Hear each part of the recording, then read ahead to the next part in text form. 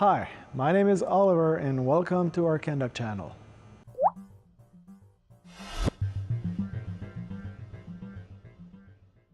So today we're going to show you how to assemble a Jetslide system. Now, what is a Jetslide system? Well, it consists of two things. First, you have the Jetslide. It's a one-piece plastic module, 10 foot long. It is foamed fill, so it weighs about 150 pounds. And you have the cubes, regular G2 cubes that we're going to assemble all around the Jetslide. Now let's take a look at the tools needed for this job. First, you're going to need a key for pin, and you're going to need a key for white nut. And if you do have a key for pin that goes with a drill, you should use this one instead. It's going to be a bit faster. Oh, one more thing. The Jetslide is meant to be assembled on a flat surface. So do not try to assemble this on water or any uneven surface. So we're going to head out in our warehouse where I'm going to show you the assembling process. Please note that if you are installing a Jetslide system on a Candock, make sure that the cubes' orientation are the same on both systems. Otherwise, use the same orientation as the one demonstrated in this video. So we're in the warehouse right now. The Jetslide is laid on a concrete, super flat, so it's going to be nice.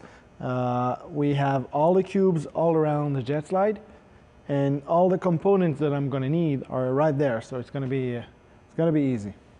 All right, so first thing we're going to do is just to make sure that all the cubes are aligned the same way. So if you see here the Candock logo, you can also take a look at the plugs there. Those are all going to face down the rear of the Jetslide. So what we're going to do next is we're going to put the cubes right over the tabs here. We're not going to put any cubes here.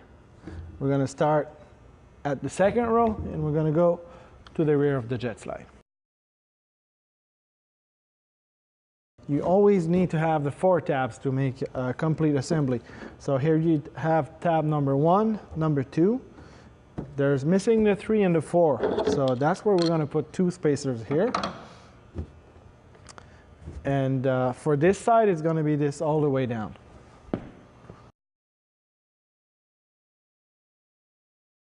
On this side, it's going to be a bit different because we don't have the same tabs as the other side. We have tab number 3, tab number 4.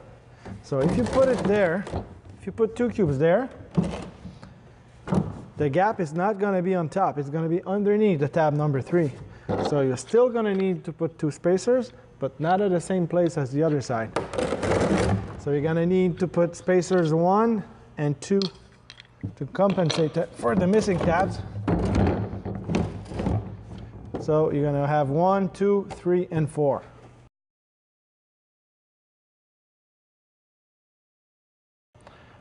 Okay, so now what we're going to do, really important, we're going to put the pins one by one and engage them with the thread just manually. We're not going to use the key now, just engage in the thread manually. Now there's different technique about this one, but the one I like to do is start by the middle and then I go to the end.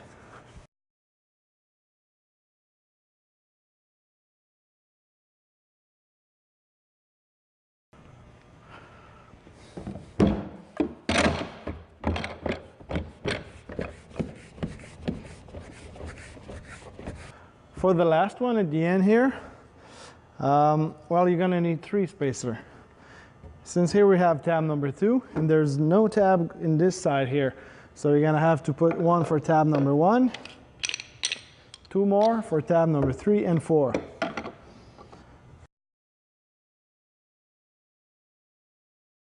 And we're going to do this side now.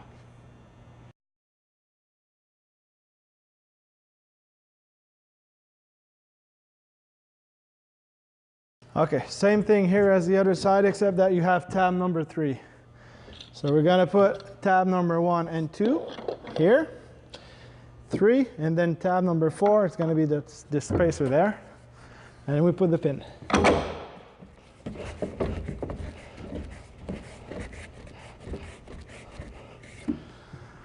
As you can see, both sides are done, but no pin screwed yet.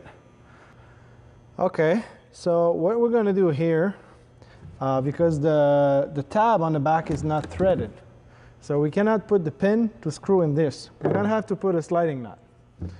The sliding knot always goes on the lowest tab. We have 4, 3, and 2. On this side, we don't have tab number 1, so we're going to put the sliding knot on tab number 2. So we're going to put this together.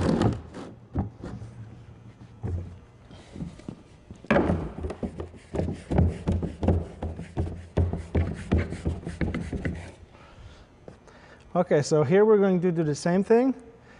The only thing is that we have tab number 1, 2, and 3. We don't have tab number 4, but we're going to put the sliding knot on tab number 1 since it's the lowest.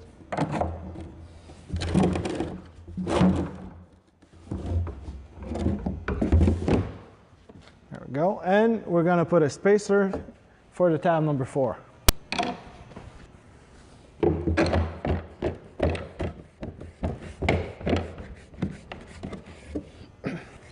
Now we're ready to screw the pins.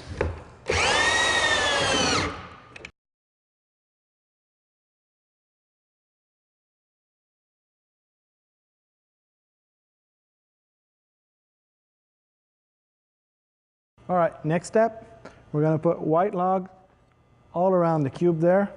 Remember, some is going to be easy, some don't. So if you have a rubber mallet, or maybe just a kick with the heel, it's going to do.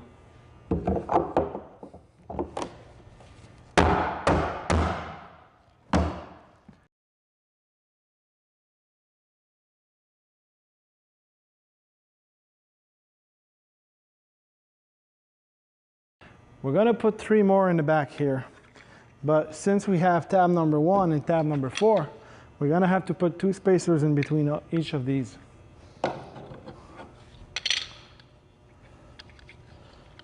Remember to align the nods on the spacer with the nods of the tab.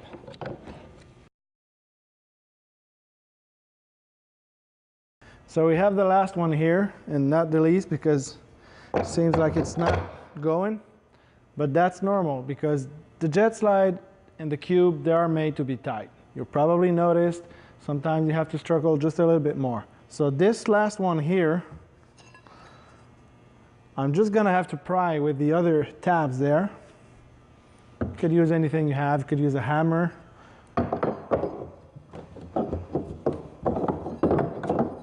Just going to pry it here.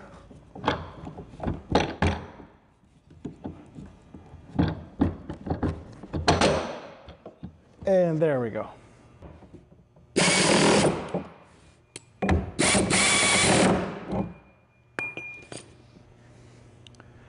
All right, I think we're done here. Now that every exterior lock connector is all tight, remember not to screw the connecting pins until the end. And well, your Jetslide system is done. So I hope this video was helpful. Thanks for watching. See you next time.